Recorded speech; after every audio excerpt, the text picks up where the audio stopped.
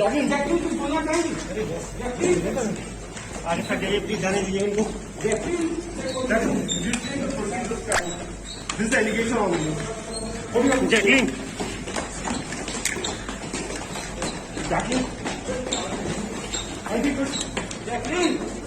आज का जो थंबनेल है और अभी जो आपने वीडियो देखा है इसको मैं थोड़ी देर में एक्सप्लेन करूंगा। पहले लेक्चर को स्टार्ट कर लेते हैं। So hi guys and welcome back to the channel Deepak Yadav education. Welcome to the daily Hindu news and editorial analysis of 20th of August 2022।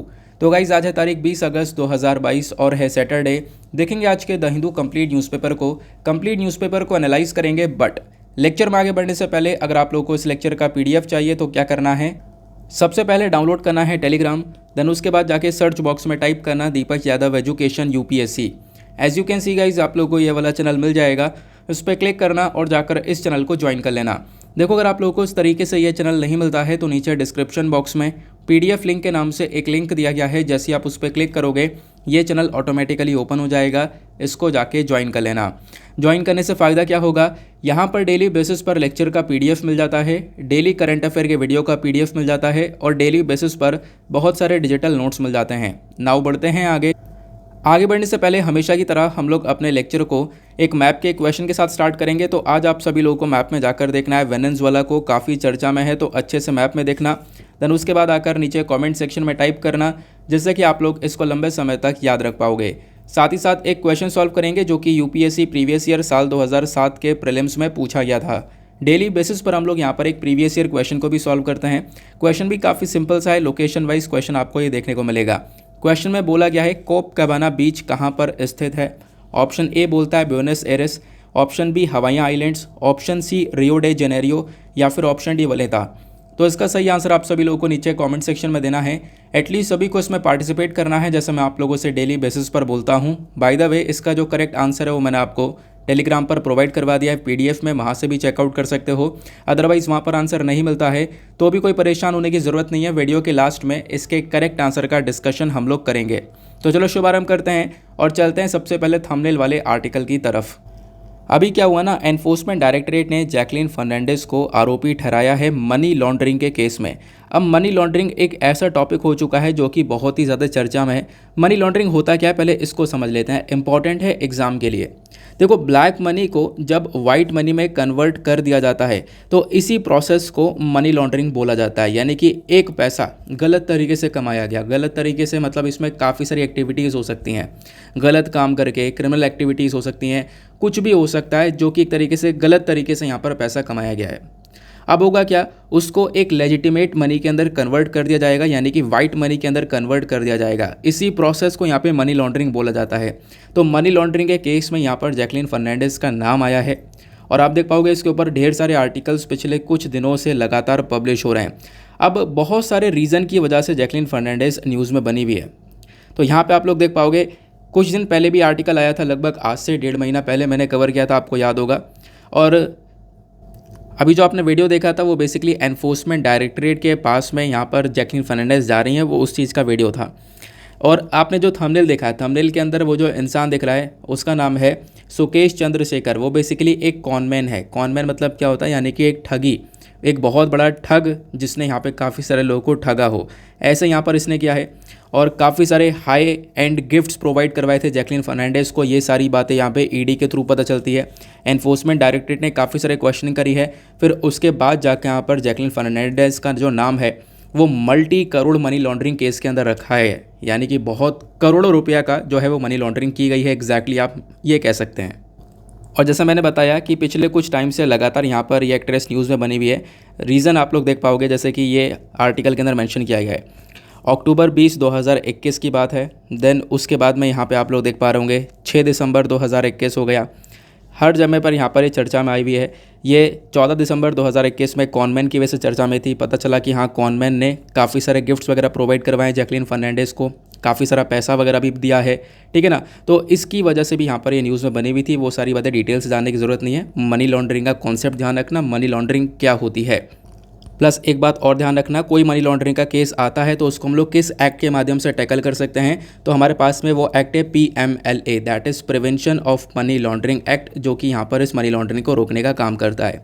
और जो ये एक्ट है ना, इसका यूज़ करने वाली बॉडी कौन सी है, वो है एनफोर्समेंट डायरेक्टरेट। तो एनफोर्समेंट डायरेक्टरेट यहाँ पे PMLA एक्ट का यूज़ करती है, प्लस यहाँ पर इसके साथ में एक और एक्ट का यूज़ करती है, आपको याद होगा फॉरेन एक्सचेंज के मामले में, चलो मैंने बता ही दिया है, वो फेमा एक्ट है, फॉरेन एक्सचेंज मैनेजमेंट एक्ट, ये आपको पता होना चाहिए, बेसिक सी बातें हैं, काफ़ी बार मैंने आपको बता रखी है। चलो आते हैं नेक्स्ट आर्टिकल पर। और पता है मैं यहाँ पर ज़्यादा टाइम वेस्ट करूँगा नहीं, अगर आपको उस वाले थंबनेल जो मैंने थंबनेल को लगाया और डिटेल से समझना है ना, तो मैंने 11 जुलाई को ऑलरेडी वीडियो रिकॉर्ड कर रखा है। 11 जुलाई 2022 डालना और दीपक यादव एजुकेशन द हिंदू डाल देना, आपको वो मिल जाएगा। और उस वीडियो के अंदर मैंने स्टार्टिंग का जो पहला आर्टिकल है उसी के अंदर डिटेल्स एक्सप्लेन कर रखा है, अगर आपको थोड़ा और समझना है तो। बट इतना यहाँ पर काफ़ी है, ज़्यादा डिटेल्स जाने की ज़रूरत यहाँ पर है नहीं। आगे बढ़ेंगे, लेकिन आगे बढ़ने से पहले आप लोगों से एक रिक्वेस्ट है कि आप लोग वीडियो पर जो लाइक का बटन है उसको ज़रूर से दबा देना, प्रेस कर देना। आगे काफ़ी सारी चीज़ें आपको यहाँ पर जानने को मिलने वाली हैं जो कि आपके एग्जामिनेशन से रिलेटेड हैं। साथ ही साथ में मेरे साथ में इंस्टाग्राम पे कनेक्ट हो सकते हो। इंस्टाग्राम पर जाना, सर्च बॉक्स में टाइप करना दीपक यादव एजुकेशन, आपको ये प्रोफाइल मिलेगा। यहाँ पर कनेक्ट कर आप लोग अपनी क्वेरीज़ को मेरे साथ में डिस्कस कर सकते हो। ना देखो, आजकल आर्टिकल है ना थोड़े से कम आ रहे हैं जो कि ज़्यादा रेलेवेंट है। जैसे एक आर्टिकल ये है, अब इसका भी ज़्यादा रेलेवेंसी है नहीं, ज़्यादा इंपॉर्टेंट ये आर्टिकल है नहीं, लेकिन क्या है कॉन्टेक्स्ट में आपको समझा देता हूँ, क्योंकि आने वाले टाइम पर कहीं ना कहीं इसके ऊपर एडिटोरियल्स पब्लिश हो सकते हैं। इंडिया चाइना रिलेशंस के बारे में बात की जा रही है तो सिंपली है, इसको GS paper number 2 international relation से आप रिलेट कर पाओगे। हुआ क्या है, रिसेंटली आपको पता होगा जो हमारे एक्सटर्नल अफेयर मिनिस्टर हैं एस जयशंकर साहब, इन्होंने एक स्टेटमेंट दिया कि देखो कि चाइना और इंडिया के जो रिलेशंस है वो बहुत ही ज़्यादा डिफ़िकल्ट फेज़ से गुजर रहे हैं, और अभी बहुत ज़्यादा डिफ़िकल्ट फेस भी किया है हम लोगों ने। आपको पता होगा इंडिया और चाइना के बीच में, मैं आपको थोड़ा सा डिटेल से समझा देता हूँ। यहाँ पर इंडिया चाइना के बीच में हम लोग देख पा रहे हैं कि साल 2020 से ही जो बॉर्डर को लेकर इशू है वो बना हुआ है, और उसके बाद से रिलेशंस जो हैं वो बहुत ज़्यादा डाउन चले गए। इससे पहले इतने ख़राब रिलेशन नहीं हुए थे, उससे पहले 1962 के टाइम पर जो वॉर हुई थी उस समय पर देखने को मिले थे। लेकिन यहाँ पे करेंट टाइम पे जो रिलेशन ख़राब हैं उसकी जो लेवल है वो काफ़ी बढ़ती जा रही है। इसी की वजह से रिसेंटली हमारे external affair minister S Jaishankar साहब ने बोला कि इंडिया और चाइना के जो रिलेशंस है वो एक्सट्रीमली डिफ़िकल्ट फेज़ के अंदर देखने को मिले थे, और अभी भी यहाँ पर कंडीशंस ख़राब हैं।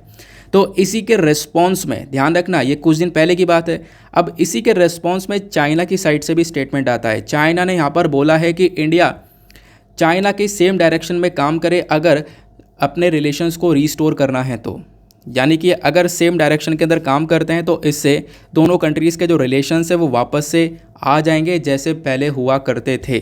बस ये एक छोटा सा स्टेटमेंट देखने को मिलेगा, ये छोटा सा आर्टिकल था, इसके अंदर कोई भी ऐसी बड़ी चीज़ नहीं है, बस खाली इतना सही ज़रूर से ध्यान रख सकते हो, ठीक है ना। तो यही यहाँ पर हेडिंग दी गई है, China calls for India to work in same direction to restore ties या फिर टू रीस्टोर रिलेशंस।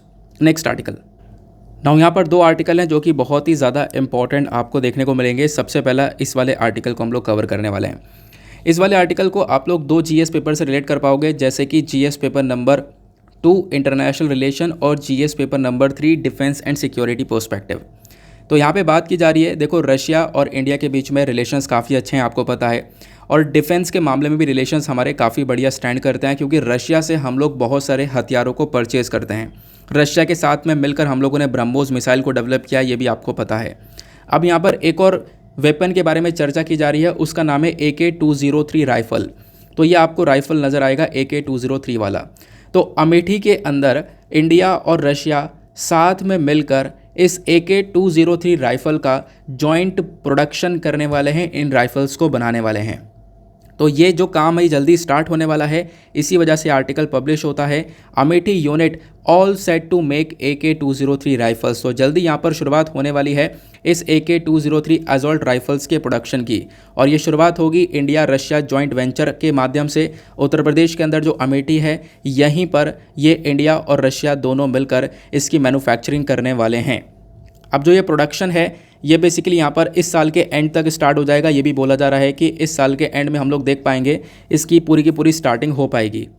साथ ही साथ में यहाँ पर इसके अंदर हम लोग काफ़ी सारे राइफल्स को बनाने वाले हैं। लगभग जो कॉन्ट्रैक्ट साइन हुआ है उस कॉन्ट्रैक्ट के अंदर बोला गया 6.1 लाख के आसपास AK-203 राइफल्स को यहाँ पर बनाया जाएगा। इसमें खर्चा लगभग 5,000 करोड़ के आसपास का आ रहा है।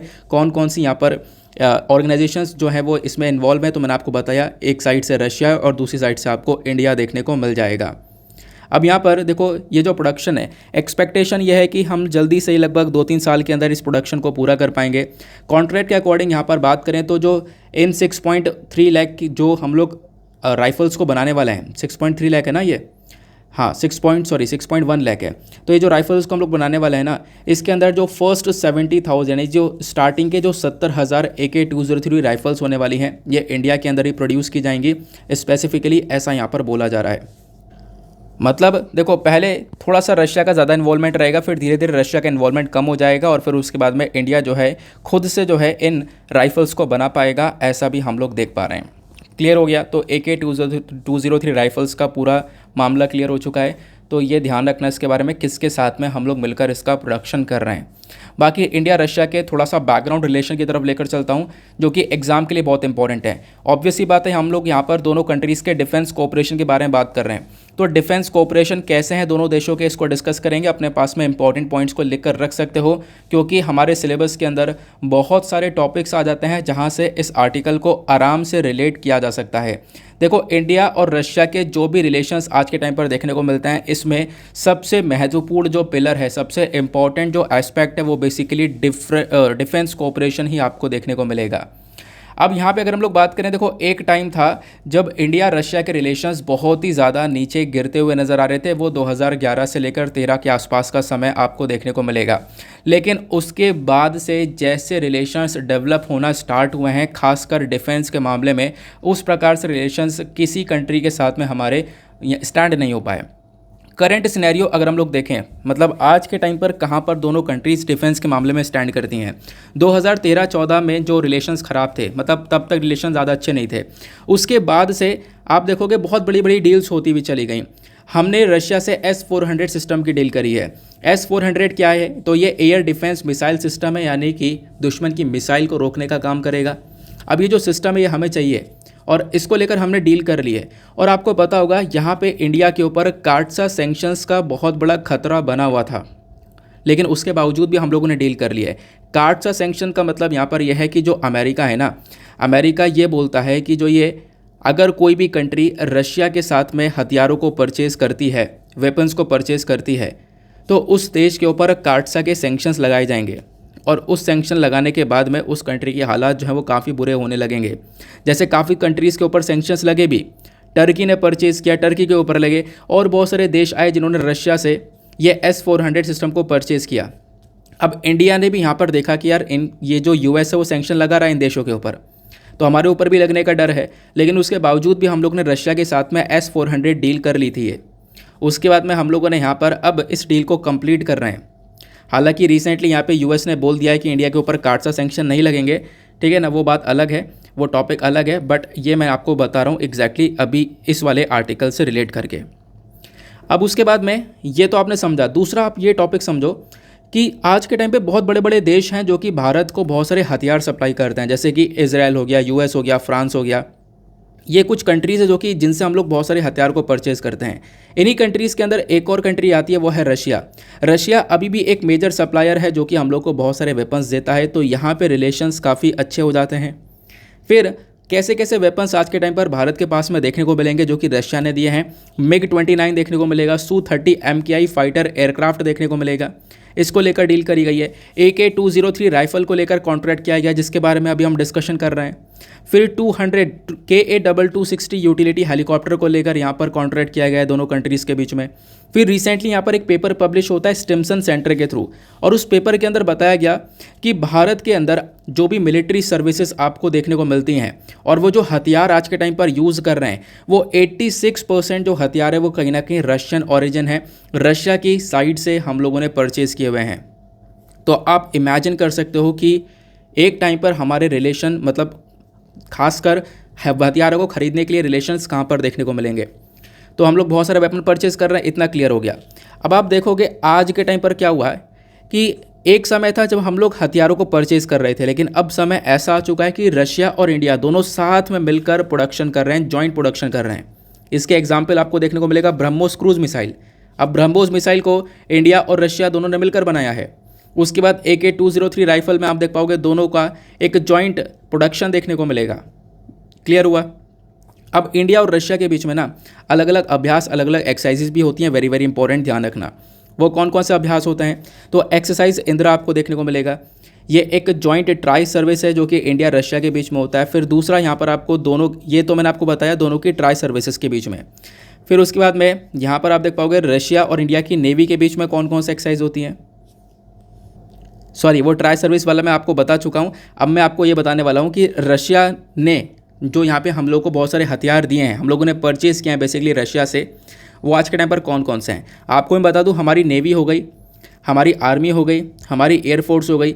हमने इन तीनों ही फोर्सेस के अंदर कहीं ना कहीं जो वेपन्स को यूज़ कर रहे हैं वो रशियन ओरिजिन देखने को मिलेंगे, यानी रशिया से लिए हुए देखने को मिलेंगे। एग्जाम्पल के तौर पर समझते हैं, जैसे यहाँ पर एक सबसे बड़ा एग्जाम्पल नेवी की जब हम लोग बात करते हैं तो नेवी के पास में अभी के टाइम पर INS विक्रमादित्य एक एयरक्राफ्ट कैरियर है। अब तो वैसे INS विक्रांत भी आ चुका है, आपको पता होगा। तो ये जो INS विक्रांत एयरक्राफ्ट कैरियर है ना, ये तो भारत ने खुद बनाया है, लेकिन INS विक्रमादित्य बेसिकली रशिया की मदद से हमारे पास में आया है। तो आप लोग इसके बारे में ज़रूर से ध्यान रख सकते हो। ये एयरक्राफ्ट कैरियर क्या होता है? बड़ा सा जहाज़ जिसके ऊपर हम लोग अपने विमानों को रख सकते हैं। बहुत ज़्यादा मजबूत होता है, बहुत विशाल जहाज़ होता है। अभी आपको मैंने पढ़ाया भी था INS विक्रांत के बारे में, ठीक है ना। फिर उसके बाद में एक न्यूक्लियर अटैक सबमरीन चक्रा 2, ये भी सर्विस में देखने को मिलेगी। ये भी रशिया की मदद से आई है भारत के पास में। ये तो बात हो गई नेवी की। अब बात आती है आर्मी की। तो आर्मी के पास में T-90 और T-72 मेन बैटल टैंक देखने को मिलेंगे, रशियन ओरिजिन। फिर एयरफोर्स के पास में यहाँ पर Su-30 MKI फाइटर एयरक्राफ्ट देखने को मिलेगा, ये भी रशियन ओरिजिन। तो रशिया का इन्वॉल्वमेंट काफ़ी ज़्यादा है, इससे हम लोग ये समझ सकते हैं। तो आई होप आपको क्लैरिटी मिली होगी। इस आर्टिकल के साथ साथ ओवरऑल एस्पेक्ट आपको क्लियर हो चुका होगा इंडिया और रशिया के डिफेंस कोऑपरेशन के मामले से संबंधित। नेक्स्ट आर्टिकल पर आते हैं। अब उसके बाद यहाँ पर एक छोटा सा आर्टिकल आपको देखने को मिलेगा। इस वाले आर्टिकल को आप लोग GS पेपर 3 एनवायरनमेंट से रिलेट कर पाओगे। अब यहाँ पे कॉन्टेक्स्ट क्या है, देखो इंडियन टीम जो है ना वो आज के टाइम पर ओशन के ऊपर फोकस कर रही है। अब होता क्या है कि काफ़ी सारे लोग इंडिया से प्लस और भी बहुत सारी यूनाइटेड नेशन की जो मेंबर कंट्रीज़ होती हैं वो, यानी इंडिया के काफ़ी सारे लोग और यूनाइटेड नेशन की मेंबर कंट्रीज़ वो, ये सब मिलकर न्यूयॉर्क के अंदर डिस्कशन करते हैं। किस चीज़ को लेकर? मैरीटाइम बायोडाइवर्सिटी को लेकर। तो ओशन डाइवर्सिटी को लेकर एक एग्रीमेंट किया जाता है। मैरीटाइम डाइवर्सिटी मतलब यहाँ पर जो समुद्र वाला एरिया आपको देखने को मिल रहा है उसके अंदर जो प्लांट्स हैं, एनिमल्स हैं, उन चीज़ों को लेकर एक एग्रीमेंट होता है। उस पूरे एरिया को लेकर बेसिकली एक एग्रीमेंट होता है। अब आप देखोगे एग्रीमेंट किस चीज़ को लेकर है। होता क्या है कि मान लो एक पर्टिकुलर देश है, मान लो यहाँ पर एक कंट्री है, इस कंट्री के पास यहाँ पर इतना समुद्र है, ये बेसिकली इसके टेरिटोरियल वाटर के अंदर आ रहा है कि ये इसका ही हिस्सा है, इस पर्टिकुलर पानी पर इसका कंट्रोल है। इसके अलावा जो बाहर वाला हिस्सा ये इंटरनेशनल वाटर होता है, ये आपको पता होगा। मैंने आपको एक्सक्लूसिव इकोनॉमिक जोन का काफ़ी बार कॉन्सेप्ट पढ़ाया हुआ है ना।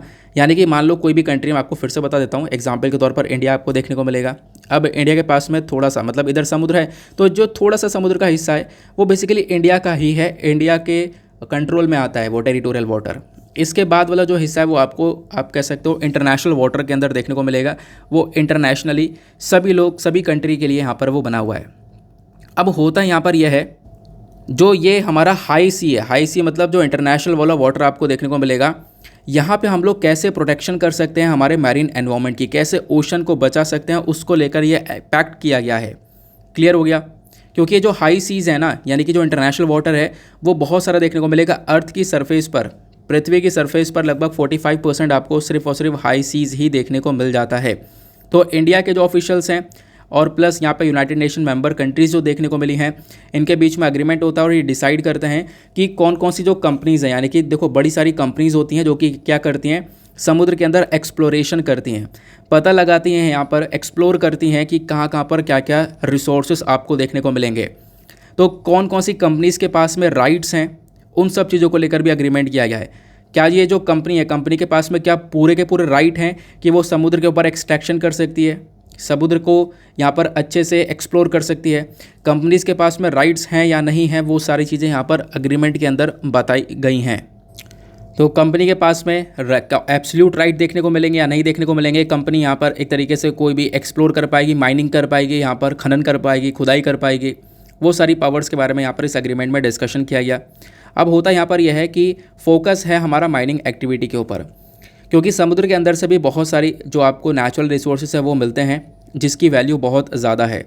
तो उसको कैसे एक्सप्लोर किया जाए, क्योंकि हम लोग अभी फोकस कर रहे हैं ब्लू इकोनॉमी के ऊपर। आपको पता होगा जो हमारा यूनियन कैबिनेट है उन्होंने यहाँ पर ब्लू इकोनॉमी जो पॉलिसी है इसको अप्रूव कर दिया है और लगभग इन्होंने बोला कि 4,000 करोड़ रुपए खर्चे जाएंगे आने वाले 5 सालों के अंदर। और इसमें फोकस ये किया जाएगा कि हम लोग एक समरसेबल वेसल्स को बनाएं और एक तरीके से जो पूरा का पूरा समुद्र है उसको एक्सप्लोर किया जाए, नेचुरल रिसोर्सेज के बारे में पता किया जाए, माइनिंग की जाए, ठीक है ना। जिसमें आप लोगों को पता होगा डीप ओशन मिशन के बारे में मैंने आपको बताया है। डीप ओशन मिशन के अंदर भी क्या होगा कि हम लोग समुद्र के अंदर रिसोर्सेज का पता लगाएंगे। तो ये सारी बातें यहाँ पर बताई जाती हैं। तो ये जो अग्रीमेंट हो रहा है इस अग्रीमेंट का बेसिकली एक मेजर एस्पेक्ट ये है कि जो कंपनीज़ होती हैं, ऑब्वियस सी बात है, ये कंपनीज़ ही क्या करती हैं, ओशन को एक्सप्लोर करती हैं। तो इन कंपनीज़ के पास में कितने राइट्स हैं ओशन को एक्सप्लोर करने के लिए, ठीक है ना। उनके राइट्स को डिसाइड करने के लिए ये अग्रीमेंट किया जा रहा है। क्या कंपनी के पास में एब्सोल्यूट यानी पूरे के पूरे हक होंगे कि वो एक्सट्रैक्शन कर सकती है, यानी उस रीजन को पूरी तरह से एक्सप्लोर कर सकती है, वहाँ से माइनिंग कर सकती है, या पूरे राइट्स होंगे, आधे राइट्स होंगे, उस चीज़ को लेकर यहाँ पर डिस्कशन किया जा रहा है इस अग्रीमेंट के अंदर, ऐसा यहाँ पर बोल सकते हो। क्लियर हुआ, सिंपल सी बात है। तो इस मुद्दे के ऊपर डिस्कशन चल रहा है। नाउ नेक्स्ट पेज पर काफ़ी सारे इंपॉर्टेंट आर्टिकल्स इनको डिस्कस करेंगे। सबसे पहले आप लोग यहाँ पर देख पाओगे मेघालय कोल माइन काफ़ी दिनों से चर्चा में है। मेघालय के अंदर आपको कोयले की बहुत सारी खदान देखने को मिलती हैं। अब हुआ क्या, रिसेंटली यहाँ पर एक कोल माइन कोलैप्स हो गया और उसी की वजह से यहाँ पर एक व्यक्ति की जान जा चुकी है और दूसरा व्यक्ति यहाँ पर आप कह सकते हो कि हॉस्पिटल में इंजरी वगैरह काफ़ी हुई है। तो एक तरीके से लड़ रहा है वो अपनी इस स्ट्रगल से।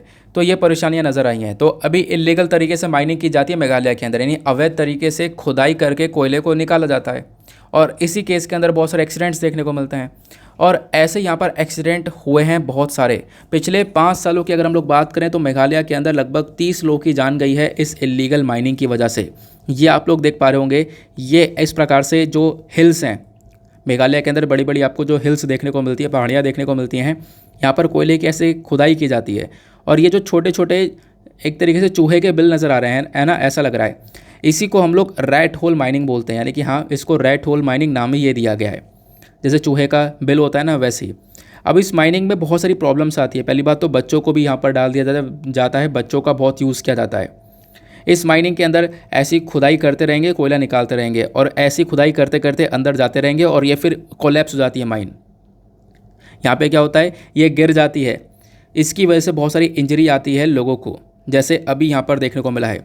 और मैं आपको बता दूँ जो नेशनल ग्रीन ट्रिब्यूनल है, दैट इज़ एनजीटी ने ऑलरेडी इस रैट होल माइनिंग को बैन कर रखा है। इन्होंने बोला है कि देखो रैट होल माइनिंग का यूज़ बिल्कुल भी नहीं किया जाएगा, क्योंकि ये खतरे से खाली बिल्कुल भी नहीं है और बहुत सारे लोगों की जान ले चुका है। क्लियर हुआ। तो रिसेंटली फिर भी यहाँ पर देखो बैन होने के बावजूद भी इलीगल तरीके से यूज़ किया जा रहा है, इलीगल तरीके से कोल माइनिंग की जा रही है। तो ये यहाँ पर एक बहुत बड़ा कंसर्न उठता हुआ नज़र आता है मेघालय के लिए।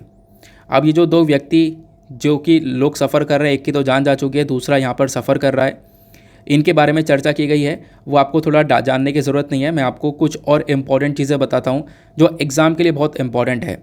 कोयले से संबंधित चीज़ों को पढ़ेंगे, मेघालय के बारे में पढ़ेंगे। ये वाला आर्टिकल हमारे जीएस पेपर 1, 2, 3, 4 सभी के अंदर रिलेट हो पाएगा, तो बहुत ज़्यादा रेलिवेंट आर्टिकल है।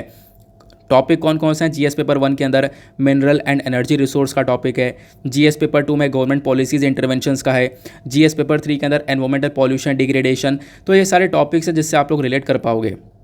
तो यहाँ पर देखो जो एनजीटी है, that is national green tribunal, जो कि हमारे एनवायरमेंट को प्रोटेक्शन देने के बारे में बात करती है और काम भी करती है। तो इन्होंने मेघालय के अंदर जो ये रैट होल माइनिंग है, चूहे का जो बिल खोद कर जो माइनिंग की जा रही है, इस माइनिंग को 2014 में ही जो है बैन कर दिया था, क्योंकि यहाँ पर इस माइनिंग की वजह से बहुत सारे लोगों की जान जा रही थी। अब एनजीटी ने यहाँ पर इसको रोक दिया, इलीगल माइनिंग को रोक दिया, लेकिन उसके बावजूद भी इलीगल माइनिंग हो रही है, क्योंकि कोयला जो है नॉर्थ ईस्टर्न वाले रीजन में बहुत सारा पाया जाता है। कोल माइनिंग यहाँ पर इसी वजह से होती भी बहुत ज़्यादा है। नॉर्थ ईस्टर्न रीजन आप लोग समझ रहे होंगे ना, जो असम, मेघालय, ये सारे जो स्टेट्स आपको देखने को मिलते हैं, इन सारे स्टेट से मिलकर नॉर्थ ईस्टर्न पोर्शन बनता है। इन नॉर्थ ईस्ट वाले रीजन के अंदर देखें तो जो कोल माइनिंग है, ये बेसिकली कहीं ना कहीं एक प्रॉब्लम बनती चली जा रही है। एग्जाम्पल के तौर पर देखें मेघालय के अंदर, तो मेघालय के अंदर आपको जो गारो खासी हिल्स देखने को मिलती हैं, यहाँ पर बहुत ज़्यादा माइनिंग हो रही है और इसी वजह से डिफॉरेस्टेशन यानी कि पेड़ की कटाई वगैरह भी बहुत ज़्यादा देखने को मिल जाती है। ऐसे ही आपको असम के अंदर देखने को मिलेगा। असम के अंदर भी बहुत सारा फॉरेस्ट कवर ख़त्म हो चुका है, इलीगल तरीके से माइनिंग वगैरह की जा रही है। तो नॉर्थ ईस्टर्न रीजन के अंदर इलीगल माइनिंग काफ़ी बढ़ चुकी है और ख़ासकर इसमें रैट होल माइनिंग जो है ये काफ़ी बड़ी है। रैट होल माइनिंग मैंने आपको समझाया। रैट होल माइनिंग के अंदर क्या होता है, छोटे छोटे जो गुफाएं, छोटे छोटे जो टनल्स है वो बना दिए जाते हैं, वो खोद दिए जाते हैं। 3 से 4 फीट हाई ये टनल्स होते हैं। अब क्या होता है यहाँ पर जो वर्कर्स, अक्सर क्या होता है बच्चों को ही इसके अंदर भेजा जाता है और बच्चे उसमें से कोयला एक्सट्रैक्ट करके निकाल कर देते हैं। लेकिन यहाँ पर ये बहुत ही गलत तरीका है, अनसेफ है वर्कर्स के लिए, क्योंकि यहाँ पर ये माइन कोलैप्स हो जाती है और कोलैप्स होने पर उस व्यक्ति जो कि अंदर फंसा हुआ है उसकी जान चली जाती है। तो एनजीटी ने यहाँ पर इसको बैन किया। लेकिन जो हमारे पास में मेघालय के रिगार्डिंग सरकारी डेटा अवेलेबल है, इस डेटा के अकॉर्डिंग बताया गया कि मेघालय के पास में 640 मिलियन टन्स के आसपास कोल रिजर्व देखने को मिलेगा। भरपूर मात्रा में कोयला प्रेजेंट है और इसी वजह से कोल माइनिंग भी देखने को मिलती है। और इस रैट होल माइनिंग का इम्पैक्ट मैंने आपको बताया बहुत ज़्यादा हो रहा है, पोल्यूशन वगैरह ही बहुत ज़्यादा देखने को मिल रहा है। क्लियर हो गया। तो ये 2 चीज़ आपको समझ में आ चुकी हैं कि रैट होल माइनिंग क्या है, प्लस नॉर्थ ईस्टर्न रीजन के अंदर ये जो कोल रिजर्व्स हैं कितने सारे हैं और यहाँ पर एक कंसर्न बना हुआ है, वो मैंने आपको समझाया। अब यहाँ पर एक और बहुत इंपॉर्टेंट पॉइंट आता है। हम इतनी देर से कोल माइन के बारे में पढ़ रहे हैं, तो कोयला क्या है इसके बारे में मैं आपको कुछ फैक्चुअल डेटा बोलता हूँ, क्योंकि ये प्रीलिम्स के लिए बहुत इंपॉर्टेंट है। रिसेंटली कोयला ख़त्म हुआ, बिजली का शॉर्टेज हुआ, इस वजह से भी लगभग ये 1-1.5 महीने तक न्यूज़ में रहा था। क्योंकि हमारे सिलेबस के अंदर जीएस पेपर 1 के अंदर मिनरल एंड एनर्जी रिसोर्स का टॉपिक है, तो कोयले के बारे में आपको पढ़ना होगा। कोयला यहाँ पर सबसे ज़्यादा पाया जाने वाला एक फॉसिल फ्यूल है। आज के टाइम पर जो बिजली का उत्पादन होता है, इलेक्ट्रिसिटी हम लोग जनरेट करते हैं, वो कोयले से जनरेट करते हैं। और जो बिजली कोयले से जनरेट की जाती है, आपको पता है उसको हम लोग थर्मल पावर के नाम से जानते हैं। देन उसके बाद और क्या मेंशन किया जाता है, देखो कोयला जो है ना, इसको एक और नाम दिया गया है, वो है बरीड सनशाइन। बरीड सनशाइन के नाम से हम लोग जानते हैं। आज के टाइम पर दुनिया भर में कौन कौन से देश हैं जो कि कोयले के सबसे बड़े प्रोड्यूसर हैं, तो उसमें आता है चाइना, यूएस, ऑस्ट्रेलिया, इंडोनेशिया और इंडिया। ध्यान रखना इंपॉर्टेंट है, डायरेक्टली पूछा जाता है। भारत के अंदर कौन कौन से एरियाज़ है जहाँ पर कोयले का सबसे ज़्यादा प्रोडक्शन होता है, तो उसमें रानीगंज, झारिया, धनबाद, बोकारो आपको देखने को मिल जाता है। बाकी कोयले को 4 रैंक्स के अंदर यानी 4 अलग अलग रैंक में क्लासीफाई कर रखा है, डिवाइड कर रखा है। वो 4 अलग अलग रैंक्स कौन कौन सी हैं, तो यहाँ पे आता है एक एंथ्रेसाइट, देन बिटुमिनस, देन सब बिटुमिनस, देन लिग्नाइट। ये आपको 4 प्रकार के अलग अलग कोयला देखने को मिलता है। अब आपसे बोला जाए तो इसमें बेस्ट कौन सा है, देखो बेस्ट वही है जिसके अंदर कार्बन कंटेंट ज़्यादा है। ये आपको पता है कि कोयले के अंदर कार्बन बहुत ज़्यादा प्रेजेंट है और कार्बन जलाने के बाद ही हमें एनर्जी मिलती है, और अगर कार्बन जलाते हैं तो इससे पॉल्यूशन भी बहुत होता है, ये भी पता है। तो जो कोई भी कोयला है उसके अंदर अगर कार्बन कंटेंट बहुत ज़्यादा है, वही क्वालिटी कोयला है, वो आपको बहुत ज़्यादा एनर्जी प्रोड्यूस करके देगा। क्लियर हुआ। तो ये था आर्टिकल और बाकी सारी बैकग्राउंड इन्फॉर्मेशन जो भी बन सकती थी वो सब आपके साथ में कवर की गई है, स्टैटिक से रिलेट किया गया है। नेक्स्ट आर्टिकल पर आते हैं। यहाँ पे आप लोग देख पाओगे ये आर्टिकल है, इसका एज अ एग्जाम्पल भी बहुत ज़्यादा अच्छी तरीके से यूज़ कर सकते हो, क्योंकि मैंने आपको काफ़ी बार डिसेबल पर्सन के बारे में पढ़ाया है। जो डिसेबल पर्सन है वो बहुत सारे प्रॉब्लम्स फेस कर रहे हैं इंडिया के अंदर, तो उसमें से एक problem as a example, live example यहाँ पर यूज़ किया जा सकता है। तो सुप्रीम कोर्ट का यहाँ पर एक स्टेटमेंट आता है, सुप्रीम कोर्ट के अंदर एक केस भी जाता है। एक टीचर हैं, एक अध्यापक हैं जो कि डिसेबल हैं, ठीक है ना। अब वो जब डिसेबल हैं तो उनके प्रति बहुत ज़्यादा डिस्क्रिमिनेशन हुआ कर रहा था, भेदभाव हो रहा था। तो ये जो केस है ये सुप्रीम कोर्ट में जाता है और सुप्रीम कोर्ट यहाँ पर इनके फेवर में ये केस दे देता है, मतलब आप कह सकते हो ये इस केस में जीत जाते हैं। तो एक टीचर हैं जो कि डिसेबिलिटी के साथ में रह रहे हैं और यहाँ पे लड़ रहे थे, ये अपना केस लड़ रहे थे राजस्थान की सरकार से। क्योंकि देखो हुआ क्या था ना, यहाँ पे ऑब्वियस सी बात है, अब जब टीचर हैं तो इनका ट्रांसफ़र वगैरह भी देखने को मिलेगा, है ना। तो यहाँ पर इनका कहना ये था कि देखो मैं डिसेबल हूँ, मेरी एबिलिटी क्षमता नहीं है ज़्यादा काम करने की, तो मैं चाहता हूँ कि मैं अपने होम टाउन यानी कि जो हमारे घर का पास वाला रीजन है जहाँ पे मेरी फैमिली रह रही है, मेरा वहीं पे ट्रांसफ़र रहे, मैं वहीं पर काम करता रहूँ और मुझे भी सपोर्ट मिल जाएगा थोड़ा सा। ये इनका कहना था, जो कि सही बात भी थी, क्योंकि यहाँ पर पहले से परेशान थे काफ़ी सारी चीज़ों से। लेकिन यहाँ पर फिर भी इनको इनके होम टाउन से काफ़ी ज़्यादा दूर, 500 किलोमीटर दूर यहाँ पर इनको ट्रांसफ़र किया गया था। तो इनका कहना यह था कि मुझे मेरे घर के पास भेज दिया जाए, घर के पास रहूँगा तो मुझे एक सपोर्ट मिलता रहेगा। तो ये केस सुप्रीम कोर्ट के पास में जाता है और सुप्रीम कोर्ट यहाँ पर मेंशन करता है कि बिल्कुल यहाँ पर जो टीचर है उनको एक सपोर्ट जो है वो मिलना चाहिए और टीचर जो है इस डिसेबिलिटी वाले केस को जीत जाते हैं। सुप्रीम कोर्ट बोलता है देखो ऐसा डिस्क्रिमिनेशन करना बेकार है और अगर ये अपने डिस्ट्रिक्ट में होंगे तो बिल्कुल यहाँ पर इनका फैमिली का इनको पूरी तरह से सपोर्ट मिलेगा। क्लियर हुआ? तो आई होप आपको यहाँ पर पूरी तरह से ये पूरा का कॉन्टेक्स्ट समझ में आ चुका है कि एग्जैक्टली क्या बोला जा रहा है। अब मैं आपको थोड़ा सा डिटेलिंग लेकर चलता हूँ। ये जो डिसेबल वाला टॉपिक है ना, ये बहुत रेलिवेंट हो चुका है क्योंकि काफ़ी सारे एडिटोरियल्स भी हमने रिसेंटली डिस्कस करे हैं। तो जो पर्सन विद डिसेबिलिटीज़ हैं इंडिया के अंदर, क्या है इनकी सिचुएशन, आओ समझते हैं। पहली बात, डिसेबिलिटी क्या है, यानी कि जो दिव्यांगजन पर्सन है, एक मतलब कुछ हादसा यहाँ पे उनके साथ में हुआ या फिर आप कह सकते हो बर्थ के साथ में भी हो सकता है, एक डिसेबिलिटी आ जाना, वो सक्षम नहीं है सारा काम करने के लिए, उनके बॉडी के अंदर ये डिसेबिलिटी आ जाती है। अब डिसेबिलिटी अलग अलग प्रकार की भी हो जाती है, मेंटल डिसेबिलिटी होती है, फिजिकल डिसेबिलिटी होती है, आपको पता ही होगा। अब डिसेबिलिटी यहाँ पर एक ना बहुत इंपॉर्टेंट हेल्थ प्रॉब्लम बन चुका है, पब्लिक हेल्थ प्रॉब्लम, और ख़ासकर ऐसे देशों के लिए जो कि डेवलपिंग देश हैं जैसे कि इंडिया जैसी कंट्री के लिए एक बहुत बड़ी प्रॉब्लम बना हुआ है ये डिसेबिलिटी। और इसी चक्कर में इन डिसेबल पर्सन को लेकर एक जागरूकता फैलाई जाए, उसको लेकर हम लोग क्या करते हैं, जो 3 दिसंबर है आने वाले टाइम पर, जो 3 दिसंबर की तारीख आने वाली है, तो हर 3 दिसंबर को हम लोग मार्क करते हैं as a international day of person with disabilities. जो भी यहाँ पर दिव्यांगजन पर्सन हैं उनको लेकर एक अवेयरनेस फैलाई जाए, उनके लिए एक इंटरनेशनल डे को भी ऑब्जर्व किया जाता है। अगर मैं इंडिया की पॉपुलेशन की बात करूं तो इंडिया की जनसंख्या में लगभग 2.2% के आसपास जो जनसंख्या है वो कहीं ना कहीं डिसेबल है, और वो जो डिसेबिलिटी है कहीं ना कहीं फिजिकल और मेंटली डिसेबिलिटी वाले केसेस नज़र आते हैं।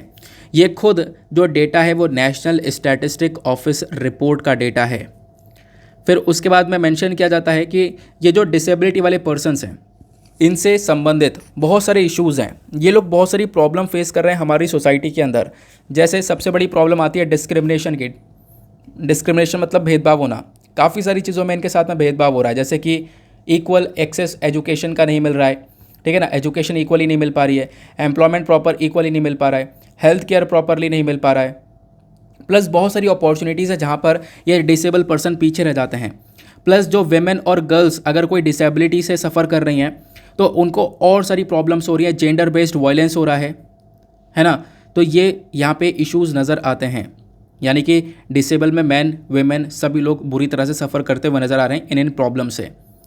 तो ये बात होती है किस चीज़ को लेकर, डिस्क्रिमिनेशन को लेकर। दूसरा, हेल्थ से संबंधित प्रॉब्लम आपको देखने को मिलेगी। बहुत सारे जो लार्ज नंबर ऑफ डिसेबिलिटीज़ है ना वो प्रिवेंटेबल है, मतलब यह है कि उनको ठीक किया जा सकता है। लेकिन दिक्कत यह है कि हमारे कंट्री में हेल्थ का सेक्टर जो है वो काफ़ी हद तक पीछे आपको देखने को मिलेगा। बहुत सारे इश्यूज़ आपको हेल्थ सेक्टर में देखने को मिलेंगे। लेकिन अच्छी बात यह है कि सारी की सारी प्रिवेंटेबल हैं, यानी कि इन सारी डिसेबिलिटीज़ को ठीक किया जा सकता है। लेकिन दिक्कत यही है कि हमारा हेल्थ सेक्टर जो है इतना मजबूत नहीं है कि उनको सपोर्ट कर सके, उनको ठीक कर सके। ठीक है, क्लियर हुआ? आगे आते हैं। अब तीसरा यहाँ पर एक डिस्क्रिमिनेशन यानी कि एक इशू देखने को मिलता है एजुकेशन को लेकर। अब डिसेबल पर्सन के लिए क्या होना चाहिए, एक स्पेशल स्कूल होना चाहिए, एक स्पेशल एजुकेशन, ट्रेंड टीचर्स वगैरह, इनके लिए अलग से मटेरियल होना चाहिए। ठीक है ना, वो चीज़ डिपेंड करती है कि किस प्रकार की डिसेबिलिटी है। लेकिन यहाँ पर इन चीज़ों की, सभी चीज़ों की कहीं ना कहीं कमी देखने को मिल जाती है, तो उसकी वजह से एजुकेशन में वो पीछे रह जा रहे हैं। फिर एम्प्लॉयमेंट सेक्टर में आप लोग देख पाओगे जो बहुत सारे डिसेबल पर्सनस हैं उनका जो एम्प्लॉयमेंट रेट है वो बहुत कम देखने को मिलेगा as compare to the normal persons. ठीक है, नॉर्मल पर्सन का एम्प्लॉयमेंट रेट बहुत ज़्यादा है, उनको रोज़गार मिल रहा है, लेकिन डिसेबल पर्सन को रोज़गार नहीं मिल रहा है, और मिल भी रहा है तो ज़्यादा समय तक वो यहाँ पर अपने रोज़गार में टिक नहीं पाते हैं। ये एक बहुत बड़ी प्रॉब्लम है। देन उसके बाद में एक सबसे बड़ी दिक्कत ये भी है इनएडिक्वेट डेटा एंड स्टैटिस्टिक्स। जो भी यहाँ पे हमारे पास में इन्फॉर्मेशन है, जो भी मैंने आपको रिपोर्ट के माध्यम से वो इन्फॉर्मेशन बताई है, एक रिपोर्ट मैंने आपको दिखाई थी, उस रिपोर्ट के माध्यम से मैंने आपको बताया भारत के अंदर कितने संख्या जो है जनसंख्या वो डिसेबिलिटी से सफ़र कर रही है। लेकिन वो भी हमारे पास में जो डेटा है ना वो प्रॉपर एडिक्वेट डेटा नहीं है, सटीक डेटा नहीं है। हो सकता है यहाँ पर सिचुएशन और ज़्यादा बदतर हो रही हो देश के अंदर, एक प्रॉपर डेटा नहीं है, ये भी एक इशू है हमारे पास में। क्लियर हुआ गया? अब डिसेबल पर्सन से संबंधित हमारे कॉन्स्टिट्यूशन प्रोविजंस क्या क्या हैं, संविधान के अंदर क्या क्या प्रोविजंस लिखे हुए हैं, इसको डिस्कस करेंगे, इंपॉर्टेंट हैं। सबसे पहली बात डीपीएसपी यानी कि directive principles of state policy. DPSP का जो आर्टिकल 41 है वो यहाँ पर मेंशन करता है सभी के पास में राइट टू वर्क है, सभी के पास में राइट टू एजुकेशन है, कोई भी व्यक्ति हो, है ना, इसमें यहाँ पर आप कह सकते हो चाहे वो डिसेबल व्यक्ति हो चाहे कैसा ही व्यक्ति हो, सभी लोगों के पास में ये हक आते हैं। तो ये बेसिकली DPSP के अंदर आर्टिकल 41 के अंदर मेंशन किया गया है। तो यहाँ पर डिसेबल पर्सनस को पूरी तरह से राइट मिलते हैं। प्लस एक और बहुत इंपॉर्टेंट पॉइंट है, ध्यान रखना, जो डिसेबल वाला सब्जेक्ट है ना, ये किसके अंडर में आता है। देखो 7वें शेड्यूल के अंदर चीज़ें बटी हुई हैं। 7वें शेड्यूल में आपको पता होगा स्टेट लिस्ट, कंकरेंट लिस्ट और यूनियन लिस्ट को तैयार किया गया है। यानी कि इसमें जो जो सब्जेक्ट्स हैं उसके ऊपर, मान लो कोई सब्जेक्ट स्टेट लिस्ट के अंदर है तो वहाँ पर राज्य सरकार कानून बनाएगा, कोई subject concurrent list centre list या यूनियन लिस्ट के अंदर में, तो उस पर्टिकुलर सब्जेक्ट के ऊपर हमारी केंद्र सरकार कानून बनाएगी। और कोई मामला कंकरेंट लिस्ट के अंदर है तो वहाँ पे उस मामले को देखते हुए हमारी केंद्र सरकार, राज्य सरकार दोनों मिलकर कानून बना सकती हैं। लेकिन यहाँ पे बोला जा रहा है कि जो ये डिसेबल पर्सनस का जो ये पूरा टॉपिक है, ये पूरा सब्जेक्ट है ना, ये आपको स्टेट लिस्ट के अंदर आता हुआ नज़र आता है। ध्यान रखना, इंपॉर्टेंट है, 7वें शेड्यूल के अंदर स्टेट लिस्ट में आता है डिसेबल वाला टॉपिक। क्लियर हुआ? तो आई होप आपको काफ़ी सारी इन्फॉर्मेशन मिल चुकी है यहाँ पर भी, जो कि आप लोग एग्ज़ाम में बहुत अच्छे से रिलेट कर पाओगे। नेक्स्ट आर्टिकल पर आते हैं। देखो अगला आर्टिकल जो है ये भी काफ़ी छोटा सा है। यहाँ पे बोला जा रहा है कि जो HIV है, HIV के जो दवाइयाँ हैं ना, उन दवाइयों के अंदर एक बहुत बड़ा शॉर्टेज देखने को मिल रहा है और इसकी वजह से बहुत ज़्यादा प्रॉब्लम्स क्रिएट हो रही हैं। मैंने रिसेंटली संडे में शायद इसका डिस्कशन किया था, मैंने आपको बताया था HIV से संबंधित जो प्रॉब्लम है कंट्री के अंदर वो बढ़ चुकी हैं, क्योंकि यहाँ पे काफ़ी सारी दवाइयों का इस्तेमाल करते हैं। एंटी रेट्रोवायरल जो थेरेपी होती है, मतलब एंटी रेट्रोवायरल जो ड्रग्स होती हैं, ये दवाइयाँ होती हैं, इन्हीं दवाइयों का इस्तेमाल किया जाता है इस HIV वाली प्रॉब्लम को ठीक करने के लिए। लेकिन रिसेंटली ये होता है कि इस दवाई का एक बहुत बड़ा शॉर्टेज आ जाता है और आज के टाइम पर बहुत सारे लोग इसी दवाई के ऊपर डिपेंडेंट हैं, उनको ये दवाइयाँ नहीं मिल पा रही हैं, तो वो यहाँ पर आप कह सकते हो कि अपना गुस्सा दिखा रहे हैं, ऐसा हम लोग बोल सकते हैं। अब इसमें बीच में आ जाता है नाको। नाको क्या है? यह है नेशनल एड्स कंट्रोल ऑर्गेनाइजेशन, जो कि एड्स को रोकने का काम करता है। तो नाको ने यहाँ पर देखो बिल्कुल एश्योर कर दिया, एक प्रॉमिस दिया है कि जल्दी हम लोग फ्रेश सप्लाई करने वाले हैं और तुरंत यहाँ पे फ्रेश सप्लाई की जाएगी ताकि इस HIV वाली प्रॉब्लम को रोका जा सके। तो ये तो पूरा का पूरा करंट इशू था। अब मैं आपको थोड़ा सा यहाँ पर बैकग्राउंड बताता हूँ। सबसे पहली बात, इस वाले आर्टिकल को ना आप लोग GS पेपर 2 हेल्थ से रिलेट कर पाओगे। यहाँ पे मेंशन किया जाए किसके बारे में? HIV के बारे में। तो HIV का जो ये बीमारी है, इसके जो पेशेंट्स हैं वो बेसिकली यहाँ पर आज के टाइम पर दवाइयाँ नहीं ले पा रहे हैं क्योंकि दवाइयों का शॉर्टेज देखने को मिल रहा है।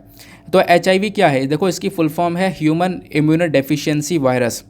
HIV क्या करता है ना, ये हमारे बॉडी के अंदर CD4 सेल को डायरेक्टली अटैक करता है। CD4 सेल क्या है? यह है वाइट ब्लड सेल। आपने देखा होगा एक होता है रेड ब्लड सेल, RBCs और WBCs।